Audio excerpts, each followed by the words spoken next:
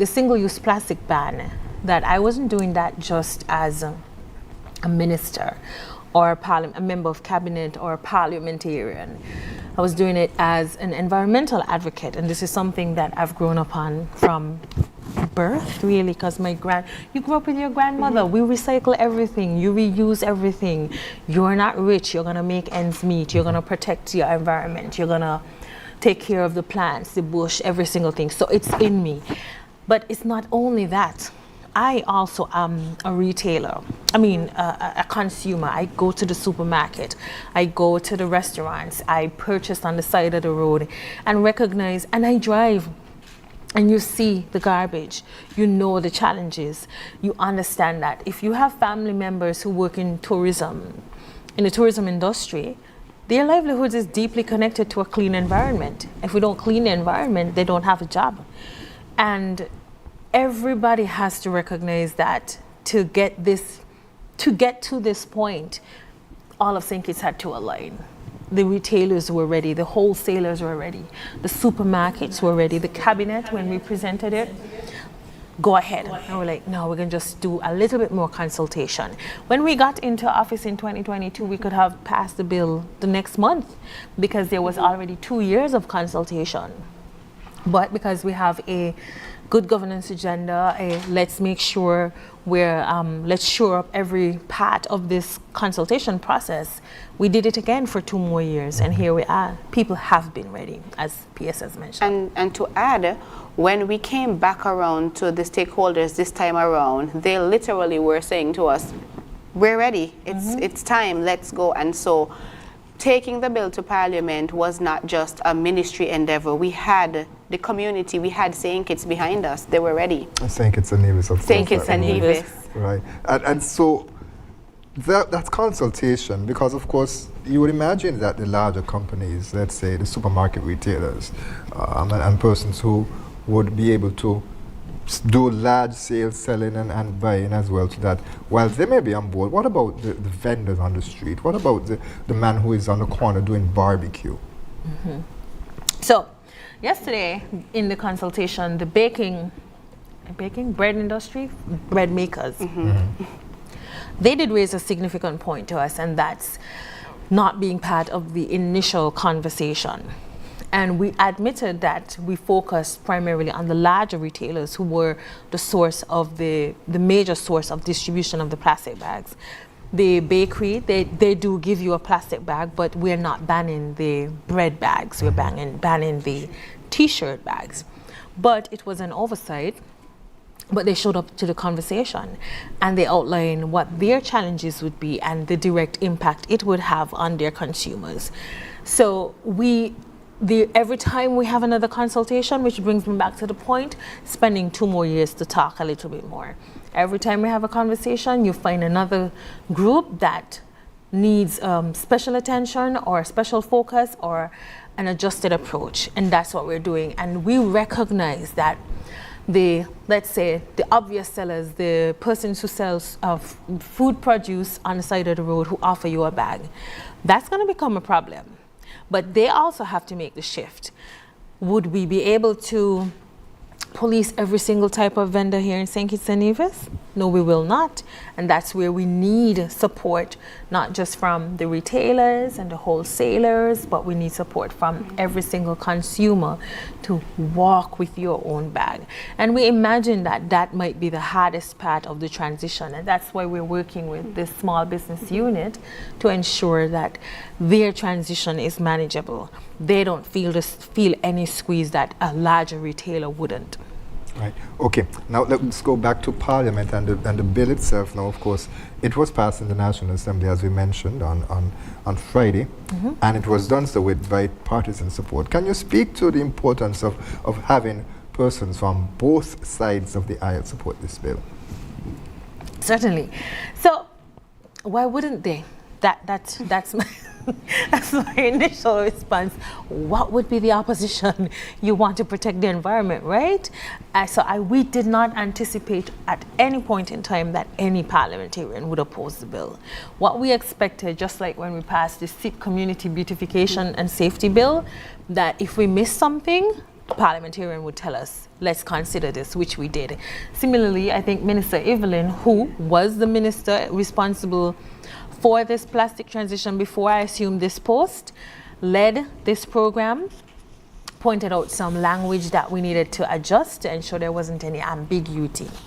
Now, the importance of having both sides of the parliament support, at least for the members who always show up, is that the nation can see that the parliament is fully on board. And that collective support then says to them, this is not a PAM and CCM thing or a Labour PAM thing or anything. This is a country thing. This is country above self, protecting our environment, protecting people, and we're doing it together. And this is real leadership and political will. And this is demonstrative of how we're attaining sustainability and transitioning to sustainability on energy, on food security. St. Kitts can't be good and Nevis bad. It wouldn't make sense. Labour can't be good and PAM bad. It wouldn't make sense. So everybody has to be on board with the single-use transition. Everybody is going to be affected in some way, and so everybody can support the transition. I think to add, it shows that we're not just talking sustainable island state, but that we're actually poised to realize and live that sustainable island state vision.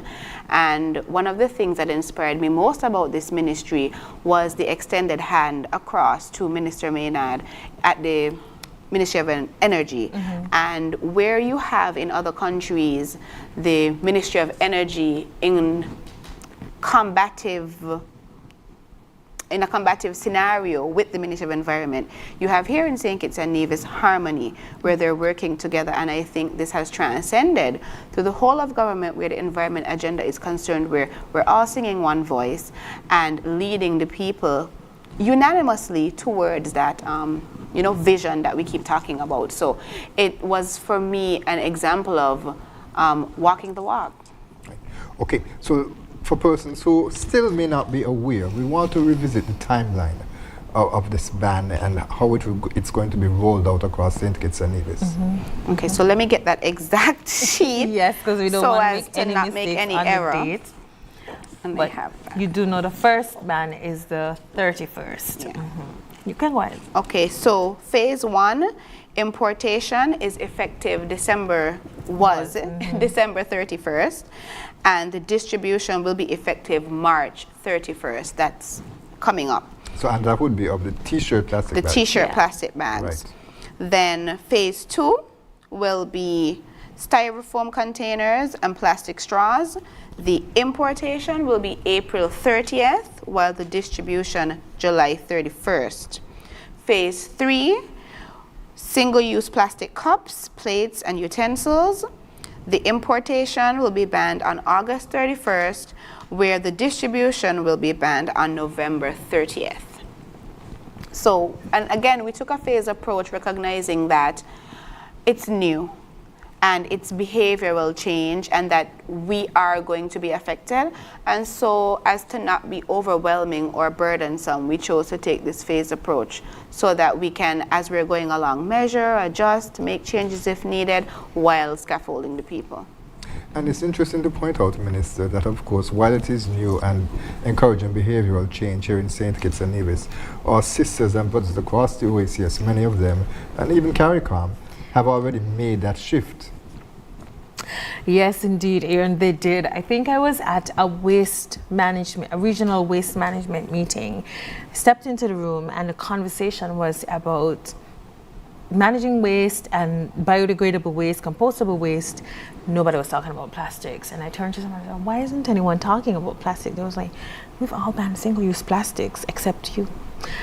I said, oh, I will not be back at this meeting, and I have not been since 2022 until this ban is done, because we have an obligation not just to our national agenda, but to our regional agenda with the Organization of the Eastern Caribbean States, and to our wider regional agenda, which is CARICOM. And everybody has done this. I'm not saying because they did it, we do it, but there was a commitment that preceded my leadership there is a commitment to protecting our region, knowing its vulnerable state. And we have to deal with this triple planetary crisis, which is climate change, biodiversity loss, and plastic pollution, and they're all interconnected. St. Kitts and Nevis has to do its part. And to add, one of the thrusts in the environmental world is increased ambition. And as the minister said, we are party to a number of treaties and international conventions, and we have to do our part. And at the ministry, one of our focuses is that constituent empowerment and bringing the people along. And we have to ensure that the work of the ministry doesn't stay at a technical level, but filters down to the people. And one of the ways that St. Kitts can demonstrate its increased ambition where environmental matters are concerned is with the ban, and is taking it into the homes of people where you're changing your behavior towards ones that will foster environmental stewardship. And so it's a demonstration and an indication to the international world that we are serious about walking the walk. How can you be a sustainable island state with a plastic bag blowing around on the ground? How can you be a country that received the best dive destination for several years when you're underwater and you see plastic bags circling around? How can you be a sustainable destination and you dump your garbage at the Independence Square, which is in the heart of town, which is a central meeting point for many of our cruise passengers? That's what we should ask ourselves. And that's why what Pierce mentioned about behavioral change is so critical. And we have to, what we do at the ministry has to touch the lives of the people. They have to feel, they have to be a part, and bans affect. And as Minister said, and as you mentioned, plastics are cross-cutting. They affect every part of our economy, and we often struggle to connect what's going on in other ministries to what's happening in ours, but plastics, from the start to the end of its life cycle, it touches every single ministry. And so it's a good example of interconnectedness and how, it's all a circle. So how then will this new legislation, how do you expect that it's going to impact local businesses? So I'll probably start with the intended support from the government of Canada, which has provided us the opportunity to conduct what we call a cost-benefit analysis to determine which demographic has been impacted the most by the plastic ban. And that's something that we're actively pursuing. The challenges that we expect, let's say the small businesses, the chicken and chips shop, the small, like a little tuck shop that in the community that sells stuff. We expect it to be more challenging because you have to now switch to biodegradable options, but that's not what we're immediately promoting. Even within our phase, we're promoting the use of reusable shopping bags. Nobody in St. Kitts and Nevis can say they don't have a reusable shopping bags. They are given away dime a dozen at events. They are all over. And what we're asking retailers, consumers to do, bring your own bag. Bring BYOB to the chicken place, BYOB to the supermarket, BYOB to the corner shop, BYOB when you go and buy your vegetables at the market because they don't have the plastic bags to give to you. And in time, we expect the transition. We don't expect that April 1st, people are going to be like, all plastic gone. We don't expect that in a corner shop right on a back road somewhere where nobody's going to police that they are going to just dump all of their plastic bags. But with time, the informed shopper who goes and say, you ain't really supposed to be giving out these plastic bags, make people bring their own bag. And every time a vendor gets told, no, I have my own bag, eventually provision of the bag would not be necessary. So we expect a key part of this legislation which can oftentimes be seen as punitive and enforcement, policy and behavior change. It's collaborative, it's let's do this together, it's raising awareness, it's educational, it's I'm going to make the right choice today. And that's what we expect for them to work hand in hand. Don't expect to see no police going around saying, hey, you're using a plastic bag. Police yourself. And the only way the general population would police itself is if the Ministry of Environment continues to do the raising the awareness, sharing the information, challenging the norms of plastic bags, going into the schools with the youngest generation to say, in 5 years, they will not accept plastic bags anywhere. They might not even accept plastic bottles. And that's what I want from the generation. So we deal with the single-use t-shirt bags. They're going to come on board with the plastic bottles. And all of the vendors will start bottling their water in cans and paper boxes. I think, too, that businesses are afforded an opportunity as a result of this ban, where they have an opportunity to examine the type of business that they are and the type of relationship they want to have with their consumers. At the consultation yesterday, I would have admonished the business owners to give the people a chance. We are your partners, and I even was able to go around the room and just give a little bit of the different feelings associated with each business place and how I smile when I think of this business versus this business, and call on your people, call on your patrons to rise to the occasion and to become this steward in a demonstrative way, not just in your heart. And so I think the business community is being poised to transition to a new model, transition to a newer mindset, rebrand, and engage its customers in an elevated way. It's a scenario that just came to mind, and I wanted to ask, because of course I mentioned at the top the sale and distribution of single-use plastics, but importation, and you mentioned it during the ban as well to the timeline, that importation is something that is also included. They're not going to be able to import it. What about travelers, especially from overseas? When you travel, sometimes you put your shoes in a plastic bag and you go through customs. What's going to happen there? Well, this ties to the intersectoral nature of the work of the ministry and what we're doing.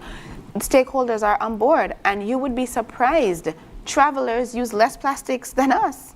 Travelers use less plastic than us, and I don't think it would be odd for a customs officer to engage a passenger and said, you know, here in St. Kitts, we are stewards of the environment and this is not okay. And I strongly doubt that there would be much pushback from travelers. I shared the story of the fact that in my suitcases at all times are several reusable bags tucked everywhere because I know I'm not buying another one because I have so many and it's not allowed.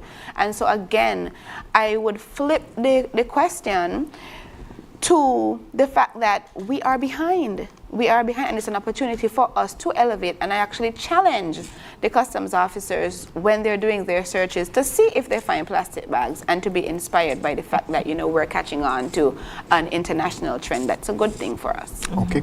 Support for businesses, any from the government?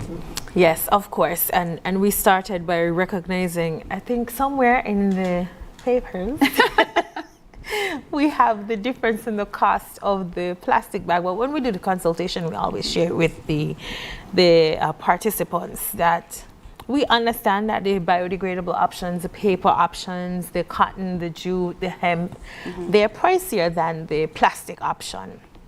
As such, we followed the Caribbean model and we did a full assessment of what was done across the region to provide tax incentives to importers, and that model was presented to customs, to finance. We did, I don't want to call the technical name, but the Asicuda system, where you go in and you look at what comes in, how much you make, the codes to change them. Quite a bit of work to get to the point of what we would offer in terms of duty-free concessions for persons importing these biodegradable and paper-based options. So they are there. We are starting phase by phase with the first 6 months, which ends in June, and we continue, but we have a full 2-year approach to provide people concessions on the items. And to administer, and just to shout out, we had the support of our UN country coordinator, Cosbert Woods, helping us, given his background in trade and the fact that, again, other countries have done this, and he has worked in that transition to help to guide us to ensure that we are informed as we take this step. Right, and as you mentioned in terms of the United Nations, Minister, you mentioned support from Canada as well. So it was a question that I did intend to ask in terms of the lack of support now from the USAID program. That's no longer available at this time. Are there other partners that the government intends to engage to support these initiatives?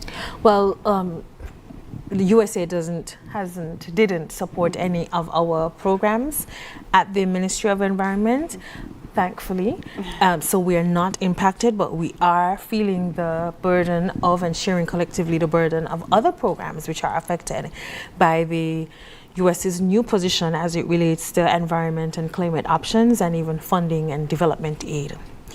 The good thing is that there isn't only one partner globally, and as one step away, 5 more will replace them, and that gap will be filled.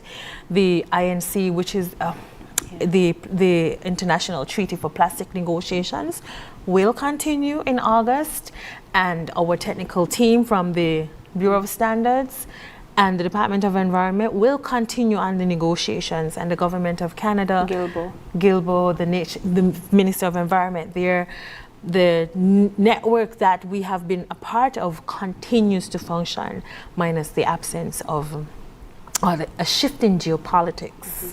It will continue because we only have one Earth, and many other countries are aware of that. Right, and of course that also impacts the participation in the Conference of Parties as well, so that takes place annually. All right, so Minister, let me come back locally now and talk to us about, because as you mentioned, the extensive consultation that took place.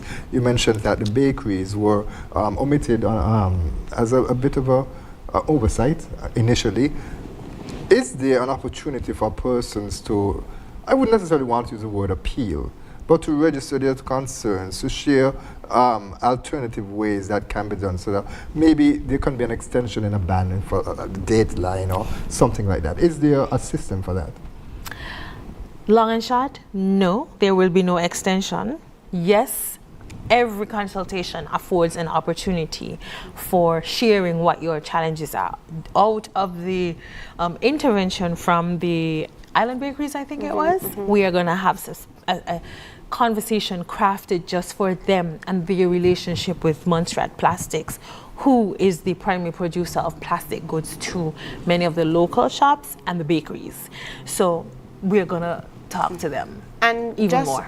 Just to clarify a bit, not negating any accountability on our side, right? But we focused on Montserrat Plastics, who we know was a major provider of plastics to the local community. And we hoped that that engagement would trickle down. And so it wasn't that they were never considered, and it's not that now that we provided consultations that they came forward and said, you know, we want to sit face to face. So we are open. We acknowledge that we could have given them that face to face in the first instance, but it's just a matter of approach, which we're open to amending. So it wasn't that we didn't think of them, and you know, we're looking forward to engaging them. We have a consultation coming up on Friday. We had one this week, yesterday, and so the department is open to the conversation, and I don't want anyone to feel like, you know, they weren't considered. No. Because again, approach, and we're open to shifting and adjusting given what has come forward. Correct. And one of our main partners was a grouping that we interfaced with was the Chamber of Industry and Commerce, which represents a wide cross-section of persons in that sector. So we are every time affording the opportunity to converse, but what we cannot do is extend any of the bans. Note, in some countries, I'll not call any names, today we decide that there is a ban, and next week, don't bring anything else here. We looked at the various approaches across the region, and we ensured that no matter what was done, St. Kitts and Nevis had to craft its own approach to the ban. So some may even look at ours and say that model is too long, that model is too expensive, that model is too consultative because it requires too much adjustment on the part of the government. But we prefer this because you want to hear from the people. You want to adjust, you want to pivot, but we will not change the dates. Right. Okay. And we're already at the bottom of the hour, and so we've already gone a bit over in terms of the time to discuss this, but I think it's important to have this discussion, of course, as it impacts everybody, as you mentioned. And so the final question that I'll ask is in terms of the penalties. Now, you mentioned that there'll be no police officers hiding around the corner or going into shops with the SSU, breaking in to see if you have a plastic bag. But what about for individuals and persons who seek to import or to deliberately deceive the system, who continue to sell single-use plastic bags? In the first, do they even sell them? Give them away. In terms of penalties, in the first instance, it's a fine of $3,000, and in the second instance, $15,000. But we're not going to have to enact any of that because no one is going to break the law where this is concerned. We don't expect it. As I said, behavioral change in partnership with enforcement and legislation. And I think yesterday I also mentioned to the stakeholders that the cost of this transition is not borne only by the wholesalers and retailers. The government, 2 years of consultation, has a budget. A budget that Ministry of Finance isn't accustomed to seeing from the Ministry of Environment because it's mostly been a policy, in practice field work. Now we're saying we have to, I feel like SKNIS and the Ministry of Environment, we're like the best buddies because we're always asking for support, we're always here, we're always talking. And it's because we want it to be a behavioral change model, not a punitive before the court spending $3,500. And I know that the cost could have been $500, but the illegal dumping cost is $500, and look at the experience we have. So the next adjustment will be upwards to $5,000 for illegal dumping. Right, and certainly we would love to have that conversation when the time comes. Yes. All right, so we're going to talk a bit now about the international partners that the ministry has, and we touched on it a bit earlier in terms of Canada and the United States, but we're going to take a break first, and persons who are looking at us on television will be able to see some photos from the recent Green Climate Fund Regional Dialogue that was held here in St. Kitts and Nevis. So we're going to take a break at this time. Stay with us. We'll be right back with more In Focus.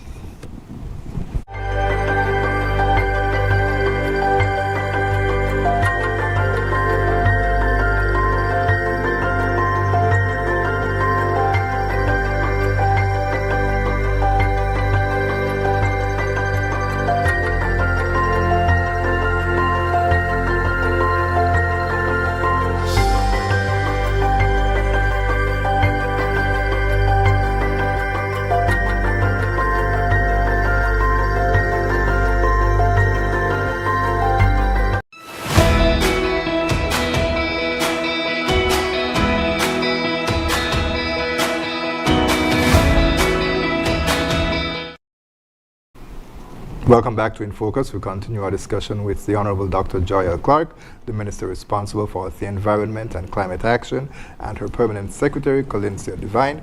And we are talking about, of course, the single-use plastic ban, but now we're going to shift it a bit more to the engagement that we've had in St. Kitts and Nevis with regional and international partners. Now, last week, Minister, we would have seen St. Kitts and Nevis host the Green Climate Fund Regional Dialogue, and that was held from March 17 to 20 at the St. Kitts Marriott Resort.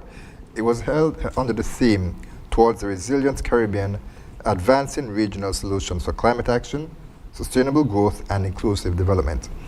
What does it mean for St. Kitts and Nevis to have hosted this important dialogue?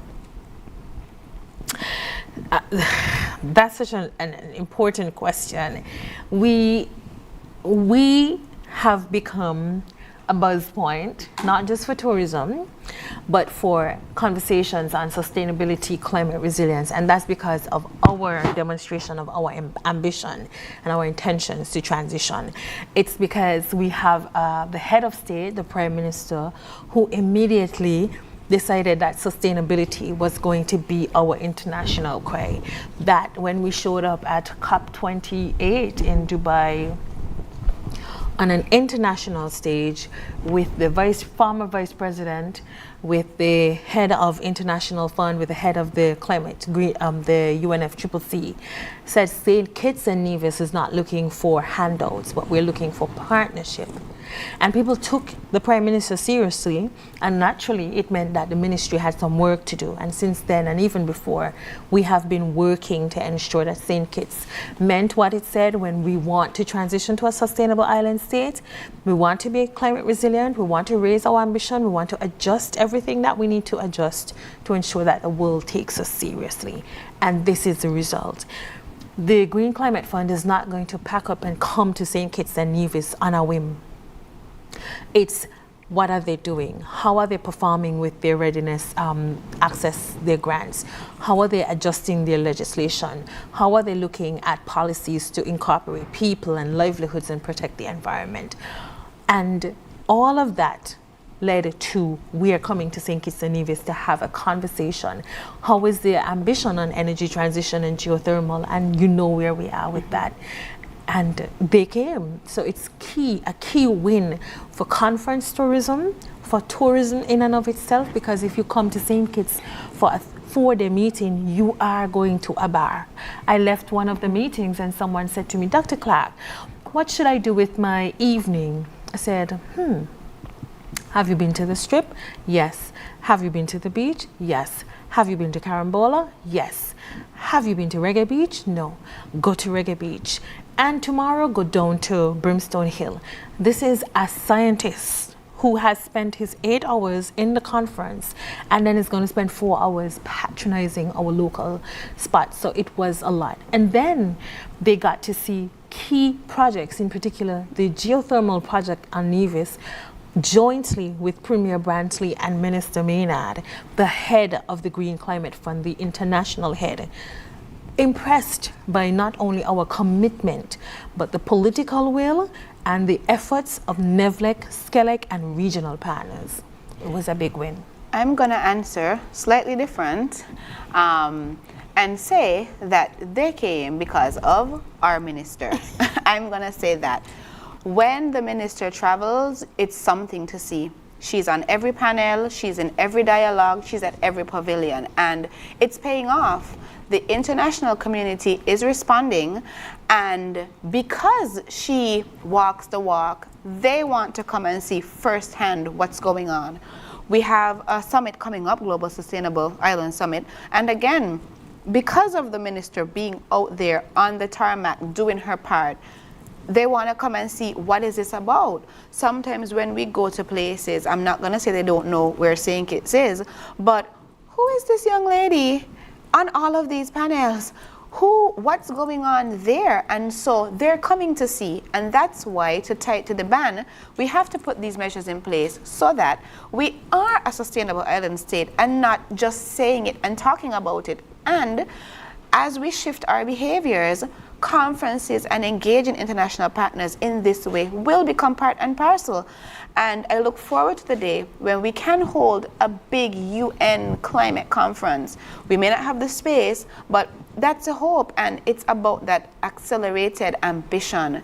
And Minister, is that the work that we're doing is about that accelerated vision, and the international world wants to see. It's an interesting point that you mentioned. Last week, the minister responsible for energy, the Honorable Congress Maynard, was here, and he did speak a bit on the fact that they were having the GCF here, and that it's all a part as a result of the engagement that has been made with the international community, the participation in international conferences, and being able to lead the way in the Caribbean in terms of the sustainable transition that we are undertaking here in St. Kitts and Nevis. And so we see how it ties in and how it continues to pay off. But let's shift our attention then, Minister, to some of the key messages that were communicated during the GCF. And Ms. of course, Levine mentioned the GCIS, which I want to touch on a bit. We're running out of time. So let's just talk a bit briefly about the outcomes of GCF. I think one of the biggest outcomes was that Prime Minister Motley joined Prime Minister Drew at the panel. That was just like big win. And that will be from Barbados. From Barbados. Prime Minister Motley is a global champion for small island developing states with the Bridgetown initiative, and she came for that opening day to deliver a key I don't want to say a directive, but a very inspired call for action that as a region we needed to work towards a debt for climate swap, logistics and transportation, interregional logistics and transportation, and an energy framework for cooperation in the Caribbean. And the entire conference agreed. Prime Minister Drew buffered that with the need for political will to demonstrate that these types of corporations are possible. And of course, Minister Maynard and I completed the conversation after that high-level segment with all of the regional partners in GCF. And for me, that was one of the main outcomes, outside of a very detailed agenda about access and partnership and climate finance and giving our local bodies, the credit union, the Think It's Cooperative Credit Union, the Development Bank, and our NGOs a space, and Clarence Fitzroy College, to access GCF financing. A major win was that meeting that was hosted by Minister Maynard, because the Green Climate Fund regional director said that was the first time she saw every single regional partner, OECS, CARICOM, CDF, CDB, ECCB, every 5 Cs, everybody was in that room, a room of 20, with our minister talking about a regional framework for energy, making a green print as he presented to the OECS ministers of energy, as he is now the chair of the council, a green print for energy transition, so that we don't if and but. So if administrations change in some other country, definitely not in St. Kitts and Nevis, that the new administration doesn't have to try and figure out and start over. We are doing geothermal. We will continue doing geothermal for the next 20 years until it's done. If you are doing energy and solar PV, you will continue regardless of administrative shifts. But that was the main outcome, because for GCF, it represented practical on-the-ground implementation of climate finance. And persons who may have missed that interview with Minister Maynard, I would encourage them to go back on YouTube and watch it, because he did also outline the green print, and it was very informative and something certainly persons need to be aware of, and how St. Kitts and Nevis is once again taking the stage internationally and leading in this regard. Now, it was mentioned by Prime Minister Dr. Terence Stroud that St. Kitts and Nevis had the least support thus far among Caribbean nations from GCF. Can you give us a sense as to what the challenges may have been in the past, and what strategies are there to increase this funding? I will say, let me go back to one of my bilat notes with the 5 Cs, that Prime Minister is correct that we have accessed the least, but since 2022, our access has tripled, because, not just because we aggressively going after finance, you have to show up in a space. Yeah. You cannot stay in St. Kitts and Nevis and expect the world to say, send some money to St. Kitts and Nevis. Prime Minister Motley got millions for water adaptation in Barbados. Do you think she did that from Barbados? She did not. You show up, you lobby, you change systems, you negotiate, and you said this is why it needs to be done, because this is our experience here in St. Kitts and Nevis. And you top that off by saying, come to our islands to visit. So we walk in the walk. We went, we said, yeah, okay, everything has shifted. You understand the special circumstances of SIDS. You understand the circumstances of island nations. Please come and see. And come here and dialogue, and know that we're going to put the project officers in place. We're going to set up the meetings. You're going to have a minister who's not only going to lobby internationally, she's going to lobby in the budget, she's going to lobby in the cabinet, and then she's going to bring other ministries on board. So environment isn't out here waving our hands alone.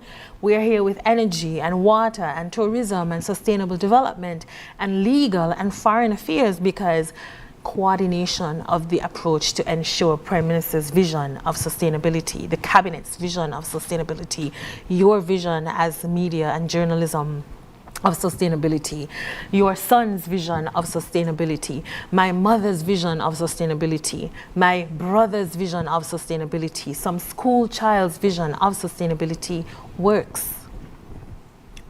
Okay, let's shift our attention to the upcoming summit, which will be the Global Sustainable Island Summit, and we have just about some 10 minutes left. It's scheduled for May 27th to 29th. Now, organizers have dubbed it as the most ambitious iteration of the annual event. Why? What makes it so ambitious? St. Kitts and Nevis. It's St. Kitts and Nevis, so we don't do anything small. So what can they look forward to? P.S. To answer your initial question, it is in part, again, because of the efforts of Minister. Not because she's my boss, but giving kudos where they are due. We went to the Global Sustainable Island Summit in the past, and Minister said, we can do this, and we will do it, and we are doing it, and we welcome all to come and see the walk. Come and see what St. Kitts is doing, what we need to continue doing, and where we need to go. Come and see who in the region, who in the international space can help us. Come and learn what's going on so you can appreciate what you have and see what areas you need to develop in. It is what it's called, the Global Sustainable Island Summit. This is where we're going, and it's another tangible opportunity for people to come, touch, feel, see, hear, smell, engage. If you have questions, they can be answered. If you want to know how you can partner, how you can help, how you can build, it's going to be happening there. And so we put out a call to everyone to keep their ears out as we put our content in the media. As you said, 27th to 29th. Oh, just before you add, just before she adds the dates, I also want to say in terms of believing that you can do something and positioning yourself to do so. We participated, Foreign Minister, myself, Prime Minister, in their virtual sessions when we got in 2022. And I think this was thanks to Mr. Eustace Wallace, Minister Councillor. He was then at the time serving in Canada, who said, you all should do this. And we took the recommendation. And of course, I'm like, PM, you need to do this. And he did take it. And then we went to our COPs and we participated. So we've been on this journey with island innovation for quite some time. But sometimes to check that last checkbox, you need the big wigs. And we said to Prime Minister, we need you for 2 weeks. And he said, that's a lot of time. And I said, Prime Minister, I promise you, if you devote 2 weeks to the Ministry of Sustainable Development, it will be worth your while. And the Prime Minister, PM Drew, gave us 2 weeks, and we went to the Prince Edward Island to participate in the summit. We went then to SIDS conference, and then we added on some more weeks for another conference, and that was the end of it. Prime Minister said, yes, let's have a Global Sustainable Island Summit right here in St. Kitts and Nevis. And that was it for us, the belief that it could be done. But we started from the granular, and we got to the point of people are now coming here to St. Kitts and Nevis. They saw not just our own ambition, but when a head of state is fully on board with a vision for sustainability and climate resilience, the world will follow. Right, that's actually very important in terms of the political will. Right, Ms. Levine? If there's anybody who is engaged in any form of sustainable action, they're welcome to reach out to the ministry. Our lead coordinator is Ms. Sharon Rattan. I don't know who doesn't know who that is, but if you see her on the street, you stop her and you let her know, I want to participate in the Sustainable Island State Summit. I am a part of the change that's happening. I want to be at the summit, whether it's as a guest or as a participant. You flag her down and join us from the 27th to the 29th of May at the Marriott for our Global Sustainable Island State Summit in collaboration with Island Innovation. So persons can participate how? Do you have to register at the ministry or? So there are four options for participation. The 24th to the 27th, we're having a global youth forum. We expect 200, correct me if I miss anything, 200 young persons globally and locally to participate. Additionally, on the 27th, the Geothermal Summit that will be hosted by Premier Brantley and Minister Maynard. That will be on the island of Nevis. And then we're going to have the 2.5 days of our summit at St. Kitts Marriott. Of course, we're going to have a sustainability spotlight at the Eco Park, and because we're building in tourism into this conference, you're journeying to Eco Park via the Scenic Railway, who we're also going to partner with to. I mean, the partnership has already started because they're taking us to the Eco Park. Importantly, because St. Kitts and Nevis has been longest friends with the Republic of China and Taiwan. Well, Republic of China, Taiwan. Republic of China, Taiwan, Right. sorry, thank you. The Eco Park feature will show their journey with us in terms of sustainability. You can't drive anywhere in St. Kitts and not see, or Nevis, and not see the fruits of the partnership and the transition for sustainability. And we continue on the 30th with a sub-regions forum, and that would be hosted in part with Anguilla, etc. These Anguilla, hosted by Premier Brantley again, Nevis, Anguilla, and other jurisdictions about their own access to climate finance. So how do you envision the impact of this summit now on St. Kitts and Nevis? Vision? I don't even have to vision. I mean, it's going to be so big. The fact that 300 plus persons locally and regionally and internationally will convene here. The fact that they're going to be doing not just in-house conference, but seeing St. Kitts and Nevis. The fact that St. Kitts and Nevis is showing up again, as we did for GCF, as one federation, 2 islands, 1 federation, hosting a major conference, that our young persons will be participating, that we're working with Climate Smart Accelerator on hydroponics. A hydroponic system at Eco Park that can be taken into your backyard, into your classroom, and have you grow sustainable plants. And the fact that the Eco Park feature, the sustainability spotlight, will also be the opportunity for us to showcase again what we call milestone 3 of our sustainable island state agenda to expected regional heads and institutional heads. I mean, it's 4 intense days, but it's 4 days that every ministry, every sector, and the private sector, all our partners get to talk sustainability, not just amongst ourselves, but with the entire world. And Island Innovation, James Ellsmore and his team have been great partners and tremendous help in terms of getting this out to the global network.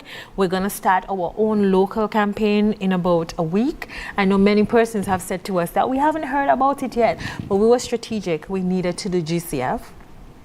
We are heading into the SKNIS Human Rights Defenders Week workshop in April 7th to 10th, and then we're heading into GCIS. But we're going to start our local campaign. You're going to see it all over about GCIS. And we rightly could not bring people here knowing that we didn't ban single-use plastics. So we have. Okay. I think it's going to be sobering. I think it's going to be sobering for Kittitians and Nevisians. It's going to be sobering for the ministries. It's going to be sobering for the cabinet members. It's going to be sobering, again, to solidify in a tangible way that we're not just talking the talk. And I think bringing all the sustainable actions that have been happening in silos into one place will solidify for us that we are on the right path, we are doing it, and what we're doing will stand the test of time for my son, for her niece, for our parents, for St. Kitts and Nevis. And just quickly, Minister, you mentioned milestone 3. What's that? So we have presented to St. Kitts and Nevis the intention to become a sustainable island state. And for us, we are marking our transition in milestones. Milestone 1 was the expression of the vision by our Prime Minister and by our respective ministers, and that was done internationally, regionally, locally. Milestone 2 was engagement with our youth at our National Youth Forum last year. Milestone 3, coincidentally, is going to be a media presentation, because we believe that the only way that we could advance this agenda is to have media partners. So it's a presentation to the media community on what everything about Sustainable Island State, our flagship projects, our investment portfolio, our everything even as basic as this is our logo, this is how we speak about sustainability, this is what health and social protection means when you incorporate citizen security, living with dignity, aging with dignity. And once the media understands even more and appreciates it, the messaging continues organically. And so that's a key milestone for us, and Prime Minister will be leading that agenda and sharing it with 300 plus participants, local and global, as well as the media. How many more milestones? As many as are needed to show the message gets out. Okay. But that was a critical one. Okay, so we look forward to learning a lot more about GSIS and engaging in the campaign, educating ourselves, and seeing where we can participate as well. So when I say we, I'm not speaking about myself and SKNIS, but of course I'm speaking as a citizen of St. Kitts and Nevis, and so that's certainly something that we look forward to. And with that, unfortunately, we are out of time, so we're going to have to leave it there. Ms. Levine and Minister Clarke, thank you so much for joining us for this edition of InFocus. Definitely our pleasure. Thank you. Thank you so much for having us. We'd like to thank you, viewers and listeners, for being with us as well. We trust that you will join us next week at the same place, at the same time. It's InFocus, your government, your business. I'm Ian Richards. Join us every Wednesday for InFocus, a weekly talk show produced by the St. Kitts Nevis Information Service, where we provide exclusives with key persons within the government and discuss pertinent, relevant, and interesting matters that affect us all. Tune in every Wednesday, live on ZIZ Radio and streamed live on Facebook at SKNIS Media and ZIZ Online.